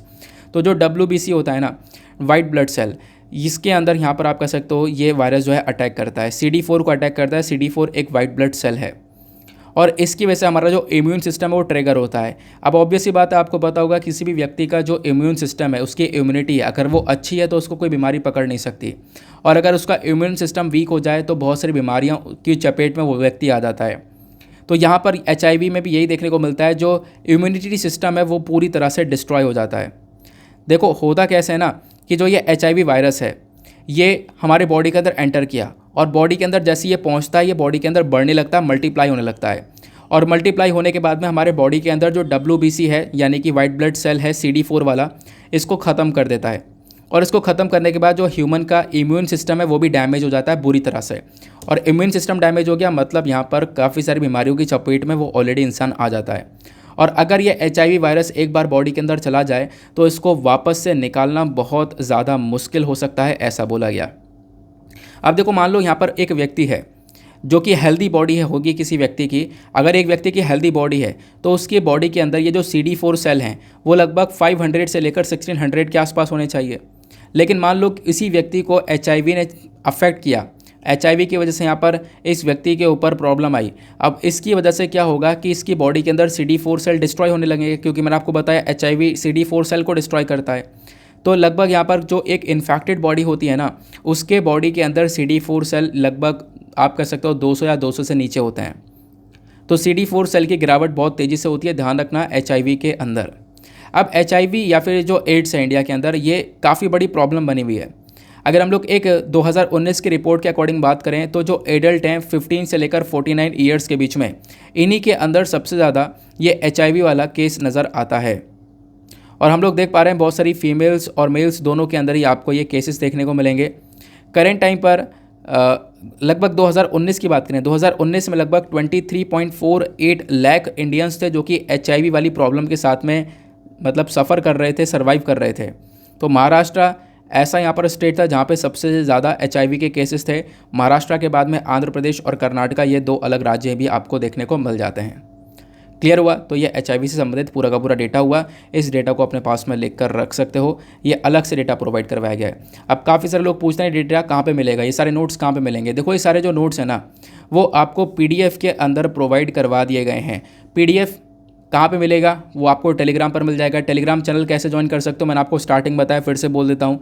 टेलीग्राम ऐप पर जाना, दीपक यादव एजुकेशन टाइप करना, आपको मेरा चैनल मिलेगा। वहाँ से आप लोग इस लेक्चर के PDF को डाउनलोड कर पाओगे। अब जब इस लेक्चर के PDF को डाउनलोड करोगे ना, तो साथ ही साथ में प्ले स्टोर से एक ऐप को भी डाउनलोड कर लेना जिसका नाम है एडोब एक्रोबैट। जैसे आप लोग इस ऐप को डाउनलोड करोगे, इस ऐप में इस PDF को ओपन करोगे तो आपको इस प्रकार से ये येलो कलर के छोटे छोटे सिंबल्स नज़र आएंगे। इन सिंबल्स के माध्यम से ये सारे नोट्स आपको मिल जाएंगे। इनको यहाँ पर आप लोग यूज़ कर सकते हो, कॉपी पेस्ट भी कर सकते हो। कुछ टाइम रुक सकते हो, लगभग यहाँ पर आप जैसे कि अभी ये जो मंथ चल रहा है ये अगस्त का चल रहा है, सितंबर महीना और रुको, फिर अक्टूबर के में मैं कुछ करता हूँ, मैं आपको PDF प्रोवाइड करवा दूंगा। क्योंकि अक्टूबर तक मेरा काम खत्म होगा तो मैं यहाँ पर आपको डायरेक्टली PDF प्रोवाइड करवाने की कोशिश करूँगा कि जिसमें आपको परेशानी ना हो कि यहाँ से ओपन करना पड़े, वहाँ से ओपन करना पड़े, कोई परेशानी ना हो, आपके पास PDF हो प्रॉपरली। उस PDF का आप कभी भी यूज़ कर सको, उसमें से कॉपी पेस्ट कर सको, जब मन करे तब पढ़ सकते हो। ये प्रॉब्लम्स नहीं आएंगी, मतलब नोट्स बनाने की इसको कॉपी पेस्ट करने की आवश्यकता भी नहीं पड़ेगी। तो अभी थोड़ा सा टाइम लगेगा, लेकिन मैंने जैसे बोला कि 1 महीने का वेट करो, उसके बाद मैं कुछ करता हूँ। लेकिन तब तक यहाँ पर ऐसे ही थोड़ा सा मैनेज कर लो यार, मिल तो रहा है आपको ये सारी चीज़ें यहाँ पर। बाकी पेज नंबर 13 पर आएंगे, दैट इज़ वर्ल्ड सेक्शन। देखो दुनियादारी में क्या चल रहा है। अब यहाँ पे कोई भी इंपॉर्टेंट आर्टिकल नहीं है। देखो कुछ भी अच्छा होता है तो मैं डिस्कस करता हूँ, लेकिन यहाँ पे एक भी इंपॉर्टेंट आर्टिकल नहीं है, तो टाइम वेस्ट करना बिल्कुल बेकार है। 1 सेकंड भी आज इस पर वेस्ट नहीं करना बिल्कुल भी, ठीक है। अगर इंपॉर्टेंट होता है तो आपको कवर करवा दिया जाता है, तो उसके लिए परेशान ना हो। और ऐसा भी होता है कभी द हिंदू के अंदर कोई आर्टिकल छूट गया है तो वो अगले दिन न्यूज़पेपर में कवर करवा दिया जाता है, क्योंकि शाम तक मैं और भी न्यूज़पेपर्स को रीड कर लेता हूँ, तो जहाँ पे मुझे आर्टिकल मिलता है तो मैं नेक्स्ट डे कवर कर देता हूँ, ये भी आपको पता है। तो छूटता वैसे भी कुछ नहीं है। अगर कोई आर्टिकल आपका पीछे रह गया हो तो वो अगले दिन भी कवर हो जाता है। अगर बाई चांस मैंने द हिंदू के अंदर कोई आर्टिकल मिस कर दिया हो, ठीक है, क्योंकि शाम तक मैं और भी न्यूज़पेपर्स को कवर करता हूँ, मतलब पढ़ता हूँ, तो यहाँ पे मुझे वो आर्टिकल मिलते हैं ना, तो मैं उनको इंक्लूड कर देता हूँ। क्लियर हो गया? जैसे आपने पिछले 2 दिनों में देखा है कुछ आर्टिकल्स बैकग्राउंड के रह रहे थे जो कि द हिंदू के अंदर कवर नहीं भी हुए थे, वो भी मैंने यहाँ पर कवर करने की कोशिश करी है। नौ आते हैं एडिटोरियल डिस्कशन पर। देखो आज इंपॉर्टेंट एडिटोरियल्स एक भी नहीं है। फ्रीबीज को लेकर आर्टिकल है। अब देखो यार, मैं आपसे यही बोलूँगा, फ्रीबीज को लेकर आर्टिकल है तो आप लोग इसको मत पढ़ना। आज एक भी अच्छा आर्टिकल नहीं है डिस्कस करने लायक, तो आप लोग यहाँ पर इसको स्किप कर सकते हो प्रॉपरली। अभी जो फ्रीबीज को लेकर आर्टिकल है, मैंने आपको कितनी बार पढ़ाया है फ्रीबीज क्या है, प्लस इसके क्या बेनिफिट्स, क्या इसके लॉस देखने को मिल सकते हैं, जो डिबेट छिड़ती है फेवर में कौन है, अगेंस्ट में कौन है। तो मतलब फ्रीबीज क्या है, इसके एडवांटेजेस, डिसएडवांटेजेस, कंक्लूजन, ये तैयार हो चुका है। इसके अलावा कुछ नहीं चाहिए। और अभी देखो ये कम से कम 50-60वां आर्टिकल पब्लिश हो रहा होगा फ्रीबीज को लेकर, तो रेगुलर आर्टिकल्स पब्लिश हो रहे हैं, लेकिन आपके पास में रेगुलर इसमें ऐड ऑन करने के लिए कुछ भी नहीं रखना है, ठीक है ना, क्योंकि आपके पास में एक लिमिटेड टाइम पीरियड रहना है वहाँ पर आंसर लिखने के लिए। 7 मिनट में यहाँ पे पूरा का पूरा आंसर लिखना है। सोचने तक का वक्त नहीं मिलेगा, सर उठाने तक का वक्त नहीं मिलेगा। तो उसके लिए यहाँ पे आपको पहले से कंटेंट तैयार करवाना है। और फ्रीबीज को लेकर ऑलरेडी बहुत सारे इंपॉर्टेंट पॉइंट्स को अलग अलग आर्टिकल्स के निकाल कर वो मैं कंटेंट ऑलरेडी प्रोवाइड करवा चुका हूँ, ठीक है ना। तो इसको रिपीट करने की आवश्यकता नहीं है, टाइम वेस्ट करने की आवश्यकता नहीं है। इस वजह से आजकल जो वीडियो और प्रिसाइज बन रहा है, मैं आपको पहले ही बोल चुका हूँ। तो यहाँ पर बिल्कुल भी टाइम वेस्ट ना करना, क्योंकि एक टॉपिक को अलग अलग तरीके से 100 बार पढ़ने से अच्छा यही है कि उस टॉपिक को आप 100 बार रिवाइज़ कर लो जो आपने पहले पढ़ रखा है, उसमें ज़्यादा हेल्प होगी। वो चीज़ें दिमाग में बैठ जाएंगी, उस चीज़ को बार बार रिवाइज़ करोगे, दिमाग में बैठ जाएंगी, तो आराम से लिख भी पाओगे कम समय में। और इतना सारा इन्फॉर्मेशन कलेक्ट हो जाएगा तो लिखना बहुत मुश्किल पड़ जाएगा, ध्यान रखना, ठीक है ना। तो सब अपने पर्सनल एक्सपीरियंस से बताते हैं। यही चीज़ है कि पहले करना क्या है, हर एक टॉपिक के ऊपर कंटेंट तैयार कर लेना, जो कि मैंने आपको प्रोवाइड करवाया है।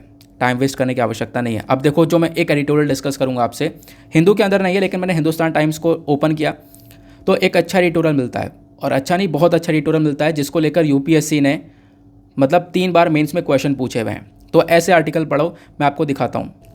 तो जहाँ से भी कुछ अच्छा मिलेगा वहाँ से एक्सट्रैक्ट करके मैं आप लोग के लिए लेकर आऊँगा। तो ओपिनियन पेज पर है, हिंदुस्तान टाइम्स के ओपिनियन पेज पर एडिटोरियल पर देखो एक आर्टिकल है, is moral policing the newest deterrent of female labour force participation, और डिस्कस करेंगे फीमेल के बारे में। और मैं आपको एक वेमेन एम्पावरमेंट को लेकर बहुत अच्छा एस्पेक्ट देने वाला हूँ इस पर्टिकुलर आर्टिकल से। लेकिन उस एडिटोरियल को डिस्कस करने से पहले हमेशा की तरह हम लोग अपने आज के मेंस के क्वेश्चन को लेंगे। तो मेंस का क्वेश्चन आज का क्या बोलता है? तो आज का मेंस का क्वेश्चन बोलता है what are the road blocks, यानी क्या क्या प्रॉब्लम्स हैं in improving the status of women in India, highlight some major government initiatives related to women empowerment. आप कह सकते हो जो वेमेन का स्टेटस है उसको इम्प्रूव करने में क्या क्या दिक्कतें आती हैं, वेमेन एम्पावरमेंट को और ज़्यादा बढ़ाने में क्या क्या दिक्कतें आती हैं, सरकार कौन कौन से इनिशिएटिव उठा रही है वेमेन एम्पावरमेंट के लिए, ये आपको लिखना है। अब आप कहोगे कहाँ से लिखेंगे, मैं आपको पढ़ाऊँगा, क्योंकि ये जो टॉपिक मैंने उठाया है ना, ये जो आपको लिखने के लिए बोला है, ये इसी वाले एडिटोरियल से लिखने के लिए बोला है। तो अब हम लोग इस एडिटोरियल को डिस्कस करेंगे। अब फिर उसके बाद में आप लोग अपने पॉइंट ऑफ व्यूज़ को डिसाइड कर सकते हो, उसके बाद में अपने आंसर को लिख सकते हो। ध्यान रखना आंसर लिखकर कहाँ पे सबमिट करना है, Deepak Yadav education mains answer writing वाला चैनल आपको मिलेगा। फुल फॉर्म लिख देना, आपको वो चैनल मिलेगा। वहाँ पे लगभग 25,000 लोग के आसपास जुड़ चुके हैं जो कि रोज़ाना आंसर को सबमिट कर रहे हैं। आप भी अपने आंसर को सबमिट कर सकते हो। और मोस्ट इंपॉर्टेंटली एक दूसरे के आंसर्स को रिव्यू करना बिल्कुल मत भूलना। रिव्यू करोगे तो आपको भी हेल्प होगा, सामने वाले को भी हेल्प होगा, आपकी थिंकिंग कैपेबिलिटी बढ़ेगी, प्लस सामने वाले की मिस्टेक्स आप यहाँ पर बता पाओगे। और डिस्कस करते हैं status of women in India, जो कि इस एडिटोरियल के अंदर मेंशन किया गया है। देखो करेंट टाइम पर आपको पॉलिटिकल पार्टिसिपेशन या एजुकेशन का लेवल या हेल्थ सेक्टर के अंदर जो प्रॉब्लम्स हैं, ये जो पूरा का पूरा मैंने आपको 3 वर्ड बताएं, political participation, level of education और स्टेट ऑफ हेल्थ, इन तीनों मेजर पॉइंट के अंदर सबसे बड़ी प्रॉब्लम सिर्फ और सिर्फ वेमेन को ही आ रही है। स्पेशली जो वेमेन है ना, वेमेन इन सारी चीज़ों से प्रॉब्लम फेस कर रही हैं। वेमेन का जो पॉलिटिकल पार्टिसिपेशन है, पॉलिटिक्स के अंदर जो पार्टिसिपेशन है वो बहुत कम है। एजुकेशन के अंदर वेमेन जो है वो बहुत कम देखने को मिलेंगी। फिर स्टेट ऑफ हेल्थ के मामले भी जो है वेमेन को प्रॉपरली हेल्थ फैसिलिटीज़ नहीं मिल पाती हैं। तो ये जो प्रॉब्लम है आज के टाइम पर वेमेन सबसे ज़्यादा सफ़र कर रही हैं। और उसके बाद एक और सबसे बड़ी दिक्कत आती है, वो आता है पेट्रियार्कल नॉर्म्स। पेट्रियार्कल नॉर्म्स समझते हो ना, इसका मतलब यहाँ पर यह है कि जो मेल है, जो मैन है, आदमी है, वो बेसिकली क्या कर रहा है, वो उस चीज़ को डोमिनेट कर रहा है। पेट्रियार्कल सोसाइटी का मतलब यहाँ पर यह है जहाँ पर आदमी को ऊपर रखा जा रहा है, औरत को नीचे रखा जा रहा है। ठीक है ना। तो यही जो सिचुएशन है आपको इंडिया के अंदर देखने को मिलेगी। जो पेट्रियार्कल नॉर्म्स है ना, इसी की वजह से इंडिया का जो वेमेन एजुकेशन और एम्प्लॉयमेंट चॉइसेस है वो एक तरीके से रिस्ट्रिक्ट हो चुका है, काफ़ी पीछे रह चुका है। अब मैन सोचता है कि नहीं यार, वेमेन क्या करेगी पढ़कर, या फिर काम करके क्या पढ़ेगी। तो ये बेसिकली कुछ आदमियों की सोच होती है और वो वेमेन को और नीचे रखना चाहते हैं। और यही बेसिकली पेट्रियार्कल नॉर्म्स के अंदर आता है। और ये चीज़ें बहुत ज़्यादा देखने को मिलती हैं कंट्री के अंदर, जिसकी वजह से वेमेन के पास में प्रॉपर एजुकेशन नहीं आ पाता, और प्रॉपर एजुकेशन की वजह से वो प्रॉपर एम्प्लॉयमेंट नहीं मिल पाता। तो ये प्रॉब्लम्स यहाँ पर वेमेन को फेस करनी पड़ती हैं। फिर उसके बाद देखो मेंशन किया जाता है जो वेमेन है, हमारे जितनी देश की पॉपुलेशन है उसकी आधी पॉपुलेशन वेमेन की आपको देखने को मिलती है। आज के टाइम पर उन्हें लड़ना पड़ रहा है किस चीज़ से, यहाँ पे आप कह सकते हो फ्रीडम के लिए लड़ना पड़ रहा है, डिग्निटी के लिए लड़ना पड़ रहा है, इक्वालिटी के लिए लड़ना पड़ रहा है, रिप्रेजेंटेशन के लिए लड़ना पड़ रहा है। लड़ना क्या, बहुत ज़्यादा सफ़र करना पड़ रहा है। तो ये प्रॉब्लम्स यहाँ पर नज़र आती हैं। अब ऑथर बोलते हैं कि हमारा संविधान वेमेन एम्पावरमेंट को लेकर क्या बोलता है, वेमेन एम्पावरमेंट से संबंधित क्या क्या स्टेटमेंट आपको संविधान में, कॉन्स्टिट्यूशन में देखने को मिलती हैं। देखो जो कॉन्स्टिट्यूशन हमारा, इसमें जेंडर इक्वालिटी का जो प्रिंसिपल है ना, उसके ऊपर पूरी तरह से फोकस किया गया है। इंडियन कॉन्स्टिट्यूशन में जेंडर इक्वालिटी के बारे में पूरी तरह से जोर दिया गया है। यहाँ पे हमारा कॉन्स्टिट्यूशन बोलता है कि देखो इक्वालिटी सभी लोगों के अंदर होनी चाहिए, वेमेन को चाहे मैन के बीच में। यहाँ पे अगर हम लोग बात करें कोई जो डिस्क्रिमिनेशन, जो भेदभाव है, उसको रोकने का काम उसको रोकना चाहिए, ये यहाँ पर हमारा कॉन्स्टिट्यूशन बोलता है। तो बेसिकली इक्वालिटी को प्रॉपरली प्रमोट करता है। प्लस यहाँ पर कॉन्स्टिट्यूशन के अंदर बहुत सारे फंडामेंटल राइट्स हैं। आपको पता होगा 12 से लेकर 35 तक ये सारे के सारे फंडामेंटल राइट्स, मूल अधिकार देखने को मिलेंगे। और इसमें जो आर्टिकल 15 और आर्टिकल 14 है, बेसिकली ये भी आपको फंडामेंटल राइट देखने को मिलते हैं। ये सभी के पास में, जो कि वेमेन को भी बचाते हैं डिस्क्रिमिनेशन से, भेदभाव से। ठीक है ना। तो ये आप लोग कह सकते हो कि वेमेन को डिस्क्रिमिनेट नहीं करना है, ये तो हमारे संविधान के अंदर भी मेंशन है। प्लस हमारी फंडामेंटल ड्यूटी भी है। तो आप कह सकते हो संविधान के अंदर कई सारी जगह पर मेंशन किया गया है। फंडामेंटल ड्यूटी है कि जो वेमेन की डिग्निटी है, मर्यादा है, उसको हमें बचा कर रखना है, उसको प्रोटेक्ट करके रखना है। ठीक है। तो कॉन्स्टिट्यूशन के अंदर कहाँ कहाँ पर आपको देखने को मिल जाता है वेमेन के एम्पावरमेंट को लेकर, ये आपने समझा। अब हम लोग बात ये करते हैं कि आज के टाइम पर इंडिया के अंदर बहुत सारे अलग अलग केसेस में आपने देखा है कि बहुत सारी अलग अलग वेमेन ने बहुत कुछ अचीव किया है। कौन कौन से ऐसे एरिया हैं जहां पर कुछ वेमेन ने एक्सेप्शनली काम किया है, इंडिया के अंदर कुछ हटकर काम किया है और लोगों का मुंह बंद करवा दिया है, जो कि यहाँ पर वेमेन को नीचा समझ रहे थे, मतलब मैन से नीचे आती है वेमेन। तो हम लोग पिछले कुछ सालों से देख रहे हैं जो वेमेन्स हैं उन्होंने काफ़ी इनजस्टिस सफ़र किया, काफ़ी भेदभाव सफ़र किया सोसाइटी के अंदर, लेकिन करेंट टाइम पर चीज़ें बदल रही हैं और वेमेन जो है ना मेन से आगे निकलती हुई नज़र आ रही हैं काफ़ी सारे एस्पेक्ट के अंदर, चाहे वो सिविल सर्विसेज का एग्जामिनेशन हो, यूपीएससी का एग्जामिनेशन हो, चाहे काफ़ी सारी अलग अलग आपको क्राइटेरिया देखने को मिले। मैं आपको समझाऊंगा आगे क्या बताया जा रहा है यहाँ पर। सबसे पहली बात देखो, अलग अलग टॉपिक जैसे हम लोग उठाते हैं, सोशल एक्टिविस्ट। सोशल एक्टिविस्ट के मामले में बात करें तो यहाँ पर एक वेमेन का नाम आता है, उनका नाम है सिंधुताई सबकल। पद्मश्री अवार्ड मिला था साल 2021 में, ठीक है ना। अब उसके बाद में यहाँ पर एक, जब हम लोग बात करते हैं एनवायरमेंटलिस्ट की, तो एनवायरमेंटलिस्ट में भी यहाँ पर एक वेमेन का नाम आता है तुलसी गौडवा। फिर उसके बाद में डिफेंस की जब बात आती है तो डिफेंस में भी यहाँ पर काफ़ी सारी वेमेन का नाम आता है, जिसमें यहाँ पर एक नाम है अवानी चतुर्वेदी। ये पहली इंडियन वेमेन है जिन्होंने एक सोलो फाइटर एयरक्राफ्ट उड़ाया था, MiG-21 बाइसन, यानी पहली इंडियन वेमेन थी हैं। उसके बाद में डिफेंस के बाद स्पोर्ट्स का हम लोग खेल देखें तो स्पोर्ट्स में मैरी कॉम का नाम नहीं भूल सकते। यहाँ पर यह पहली वेमेन है हमारे कंट्री से जिन्होंने एक मेडल जीता था ओलंपिक्स के अंदर, किसके फील्ड में, बॉक्सिंग के फील्ड में। फिर मैरी कॉम के बाद PV सिंधु यहाँ पर फर्स्ट इंडियन वेमेन है जिन्होंने 2 मेडल जीते थे ओलंपिक्स के अंदर। ब्रॉन्ज जीता यहाँ पर 2020 में, सिल्वर जीता यहाँ पर 2016 में। तो यहाँ पर ये देखने को मिलेगा। प्लस फिर इंडियन वेमेन क्रिकेट टीम, ये पूरी क्रिकेट टीम आप लोगों को देखने को मिलेगी, कॉमनवेल्थ गेम 2022 में फाइनलिस्ट के अंदर आती है ये। फिर उसके बाद में इंटरनेशनल ऑर्गेनाइजेशन की बात करें तो जो इंटरनेशनल लेवल पर बड़े बड़े ऑर्गेनाइजेशंस हैं, उन ऑर्गेनाइजेशंस में जब आप लोग देखोगे तो गीता गोपीनाथ एक नाम आता है। ये पहली वेमेन चीफ इकोनॉमिस्ट हैं हमारी इंटरनेशनल मॉनेटरी फंड के अंदर। जो IMF बॉडी है इसकी पहली वेमेन चीफ इकोनॉमिस्ट बनी थी गीता गोपीनाथ।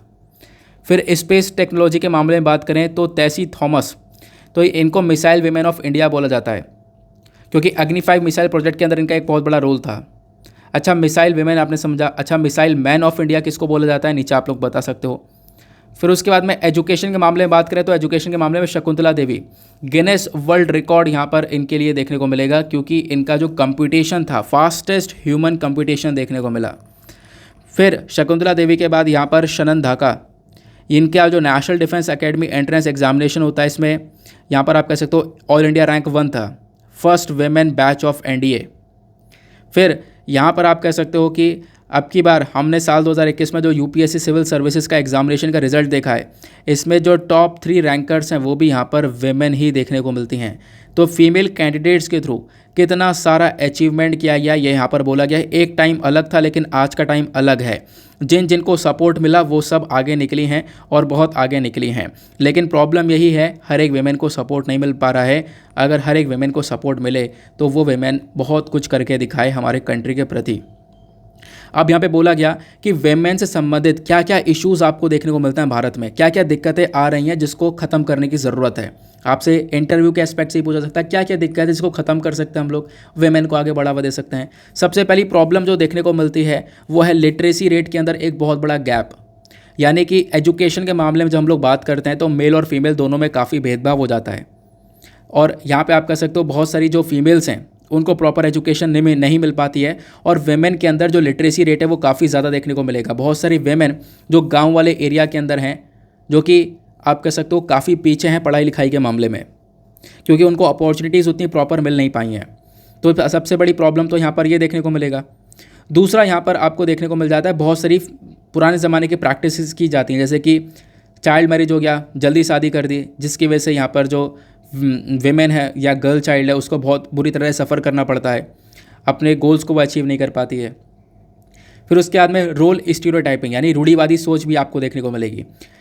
सोसाइटी के अंदर बहुत सारे लोग हैं जो कि पुराने ज़माने की सोच रखते हैं और उसी पुराने ज़माने की सोच की वजह से यहाँ पर वेमेन आगे नहीं बढ़ पा रही है और इसी की वजह से वेमेन के प्रति भेदभाव हो जाता है। एग्जाम्पल यहाँ पर यह है कि जो वेमेन है, वेमेन सिर्फ घर के काम के लिए बनी है और बच्चों को पालने के लिए बनी है, यही सिर्फ यहाँ पर वेमेन का रोल है। काफ़ी सारी सोसाइटी की इस प्रकार की सोच होती है, तो इसकी वजह से वेमेन आगे नहीं बढ़ पा रही हैं। दूसरा प्रॉब्लम यह है कि अवेयरनेस यहाँ पर फैलाकर हम लोग इस प्रॉब्लम को भी टैकल कर सकते हैं।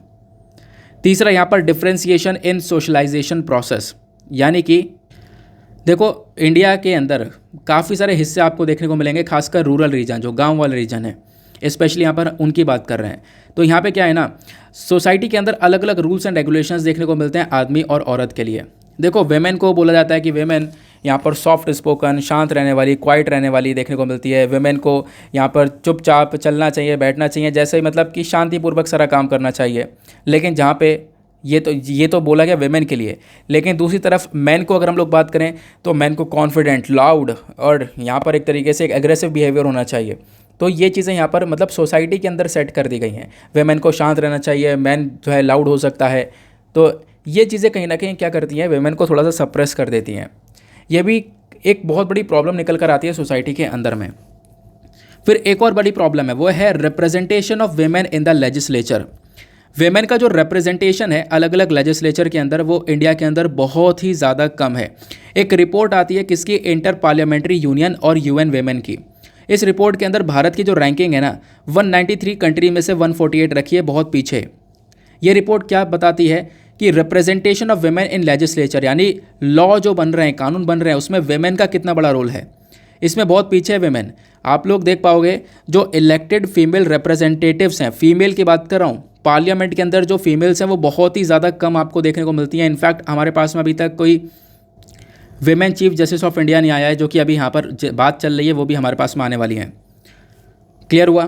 फिर यहाँ पर सेफ्टी कंसर्न के बारे में अगर हम लोग चर्चा करें, देखो ये तो सारे टॉपिक्स हुए जहाँ पे प्रॉब्लम हो रही है। फिर एक और प्रॉब्लम आता है सेफ्टी कंसर्न। इंडिया के अंदर लगातार एफर्ट्स लगाए जाते हैं वेमेन की सेफ्टी के लिए, क्योंकि वेमेन जो है ना बहुत सारी खतरों से जूझ रही है। जैसे कि यहाँ पर डोमेस्टिक वायलेंस हो गया, यानी घरेलू हिंसा हो रही है, रेप है, ट्रैफिकिंग है, ऑनर किलिंग्स है, सेक्सुअल हरासमेंट है, वर्क प्लेस पर सेक्सुअल हरासमेंट हो रहा है। तो ये सारे कुछ सेफ्टी को लेकर कंसर्न है। ये भी एक बहुत बड़ी प्रॉब्लम है जिसकी वजह से वेमेन आगे नहीं बढ़ पा रही है। फिर यहाँ पर एक पीरियड पॉवर्टी भी आता है। पीरियड पॉवर्टी के ऊपर मैंने पूरा का पूरा एक लेक्चर लिया, आपको पता होगा, मतलब लेक्चर नहीं, आर्टिकल के अंदर ही समझाया था डिटेल से। रिसेंटली स्कॉटलैंड यहाँ पर एक ऐसा देश बनाए जिसने अपने देश में पीरियड पॉवर्टी को ख़त्म करने के लिए जो यहाँ पर सैनिटरी प्रोडक्ट्स होते हैं उसको फ्री में करने की बात की है। तो पीरियड पॉवर्टी का मतलब यहाँ पर यह है कि वेमेंस के पास में जो सैनिटरी प्रोडक्ट्स हैं, है ना, मेंस्ट्रुअल एजुकेशन है, वो बहुत कम आपको देखने को मिलती है वेमेंस के पास में। यूनिसेफ के अकॉर्डिंग बात करें, यूनिसेफ ने एक स्टडी करी थी 2011 में, जिसमें बताया गया सिर्फ और सिर्फ 13% जो लड़कियां हैं भारत के अंदर, उन्हीं को अवेयरनेस है, उन्हीं को ही जागरूकता है मेंस्ट्रुएशन के बारे में, इन पीरियड साइकिल के बारे में। और किसी वेमेन को यहाँ पर और किसी बच्चों, खासकर गर्ल्स को यहाँ पर इसके बारे में इन्फॉर्मेशन इतनी है नहीं। तो इसकी वजह से भी जो वेमेन है ना, उनके ऊपर एक बहुत बड़ा इम्पैक्ट पड़ता है। फिर एक और आता है, वो है ग्लास सीलिंग। ग्लास सीलिंग मतलब जो वेमेन है, न केवल इंडिया के अंदर, लेकिन आप देखोगे दुनिया भर के अंदर बहुत सारी प्रॉब्लम्स फेस कर रही हैं। जैसे कि यहाँ पर वेमेन अगर कहीं जॉब पर काम कर रही है, तो आप देखोगे कि मान लो एक पर्टिकुलर जॉब है जिसके अंदर मैन और वेमेन दोनों साथ में यहाँ पर लगे थे। अब होता क्या है, साथ में दोनों काम कर रहे हैं, लेकिन मैन का जल्दी जल्दी प्रमोशन हो रहा है, वेमेन एक ही जगह पर है। हालांकि आदमी से ज़्यादा काम वेमेन कर रही है, उसके बावजूद भी यहाँ पर उसको पैसा कम मिल रहा है आदमी से। तो यहाँ पर ये कहीं ना कहीं कुछ प्रॉब्लम्स हैं सोसाइटी के अंदर जिनको टैकल करना होगा, और इनको कहीं ना कहीं हमने अगर रिजॉल्व करना स्टार्ट कर दिया तो वेमेन का रोल जो है कंट्री के अंदर वो और ज़्यादा बढ़ता हुआ नज़र आएगा। जैसे मैंने आपको बताया कि एक बड़े बड़े एग्जाम्पल्स निकल कर आए हैं।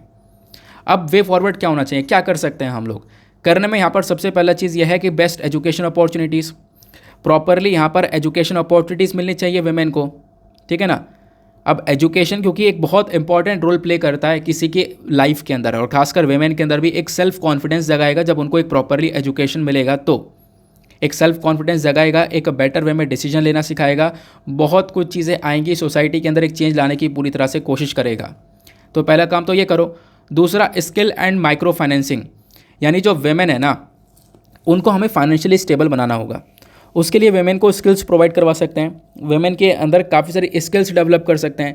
जब नई स्किल्स होंगी ना, तो ऑब्वियस ही बात है वो कहीं ना कहीं इकोनॉमी के लिए हमारे काफ़ी सारा जनरेशन कर सकती हैं, अपने लिए जनरेशन कर सकती हैं, किसी दूसरे के ऊपर वो डिपेंडेंट नहीं रह पाएंगी। तो ये यहाँ पर एक सबसे बड़ा एक सोल्यूशन हो सकता है। आप किसी की दूसरे के ऊपर डिपेंडेंट नहीं है तो अपने हिसाब से काम कर सकेंगे और अपने आप को आगे बढ़ा सकेंगे। फिर उसके बाद वेमेन की सेफ्टी को लेकर भी हमें कुछ ना कुछ स्टेप उठाना होगा। देखो वेमेन की सेफ्टी एक बहुत बड़ा चैलेंज आज के टाइम पर देखने को मिलता है, क्योंकि करेंट टाइम पर हम लोग देख पा रहे हैं बहुत सारे अलग अलग केसेस निकल ही आते हैं, सेक्सुअल हैरेसमेंट के, रेप के और इन सब चीज़ों के। तो इन चीज़ों को टैकल करने के लिए यहाँ पे सरकार को अलग अलग इनिशिएटिव उठाने होंगे, जो कि सरकार इनिशिएटिव उठा रही है, लेकिन और ज़्यादा कड़क यहाँ पे मामला कर देना होगा। जैसे पैनिक बटन हुआ, निर्भया पुलिस स्क्वाड हुआ, ये कुछ अच्छे स्टेप्स हैं जो कि वेमेन की सेफ्टी के लिए स्टार्ट करे गए हैं, लेकिन ऐसे ही कुछ और भी स्टेप्स की रिक्वायरमेंट है जो कि वेमेन की सेफ्टी को प्रॉपरली इंश्योर कर दें, ताकि वेमेन जो है ना, उनके अंदर कोई डर ना हो और वो आराम से जो है एक तरीके से फ्री फील कर सके सोसाइटी के अंदर। तो ये पूरा का पूरा सिनेरियो था। आई होप आपको ये समझ में आया होगा और बहुत डिटेल से मैंने एक्सप्लेन किया है status of women in India. ऐसे टॉपिक्स ना यूपीएससी के हमेशा से ही फेवरेट रहे हैं। मैं आपको एग्जांपल देना चाहूँगा, आप लोग जो है ना एक बार जाकर, मैं क्वेश्चन लेकर नहीं आ पाया हूँ, सॉरी, माफ़ी चाहूँगा उसके लिए, लेकिन आप लोगों को मैं बोल सकता हूँ या फिर टेलीग्राम पर मैं आपको सेंड कर सकता हूँ। टेलीग्राम पर आप लोग उस क्वेश्चन को देख सकते हो। एक सेकेंड को मैं आपको बताता हूँ कब कब आया था, मुझे ओपन करने दो। हाँ, आप लोग यहाँ पर एक बात सुनना, जो मैंने टॉपिक आपको पढ़ाया है, इस टॉपिक से संबंधित साल 2019 में मेंस में क्वेश्चन आया था। Empowering women is the key to control population growth, check कर लेना। फिर 2015 के अंदर एक और क्वेश्चन आया था, discuss the positive and negative effects of globalisation on women in India. फिर उसके बाद यहाँ पर ये जो टॉपिक मैंने आपको पढ़ाया ये भी काफ़ी इंपॉर्टेंट है, status of women in India, किस प्रकार से आपको वुमेन का स्टेटस देखने को मिलता है, कैसे हम लोग इसको इम्प्रूव कर सकते हैं। अच्छा टॉपिक पढ़ा। तो यहाँ पर मैं कोशिश करूँगा कि जो एडिटोरियल्स है वो बहुत अच्छे वाले लेकर आऊँ, जो एग्जाम के लिए रेलिवेंट हो, प्लस यूपीएससी का फेवरेट टॉपिक हो, क्वेश्चन वो पूछता रहा हो। एसए में भी काफ़ी बार यहाँ पर इससे संबंधित टॉपिक्स आते रहे हैं, ठीक है ना। चलो फिर उसके बाद में हम लोग आज की वोकैब्स को देखते हैं, आज के इंपॉर्टेंट वोकेबलरीज क्या क्या हैं। तो आज का फर्स्ट वोकैब आता है जेलस। जेलस मतलब यहाँ पर होता है उत्साही, या फिर इंग्लिश में बोले तो फर्वेंट। फिर दूसरा टायरसम, टायरसम मतलब थकाने वाला या बोरिंग। फिर तीसरा डिस्कार्ड, डिस्कार्ड मतलब अलग करना या थ्रो अवे। फिर चौथा वोकैब आता है डेस्परेट, डेस्परेट मतलब निराशाजनक या डिस्पेयरिंग। फिर आता है एबोरेंट, एबोरेंट मतलब घिनौना या फिर हेटफुल। तो ये जो कुछ वोकैब्स है जिसको आप लोग यहाँ पर डेली बेसिस पर यहाँ पर यूज़ कर सकते हो, जो कि आपको बहुत हेल्प करेगा। तो ये पूरा एडिटोरियल सेक्शन था। एडिटोरियल में जब भी रेलिवेंट आता है तो मैं यहाँ पर डिस्कस करता हूँ। देखो आज कुछ रेलिवेंट था नहीं, इसी वजह से इकलौता मुझे कहीं और से आर्टिकल पढ़ना पड़ा और उसके बाद मैंने वो आर्टिकल आपके साथ में डिस्कस किया है। बाकी आप सोच रहे होंगे आज टेक्स्ट एंड कॉन्टेक्स्ट कवर नहीं किया। देखो टेक्स्ट एंड कॉन्टेक्स्ट सैटरडे में नहीं आता है, अब सैटरडे में नहीं आता, ऑब्वियस सी बात है, तो क्या कवर करेंगे। ये पूरा ओवरऑल एनालिसिस था, आई होप आपको हेल्प कर रहा होगा। और फिर मिलते हैं आप लोगों से अगले वीडियो में। आज के लिए bye bye, have a nice day, thank you and जय हिंद।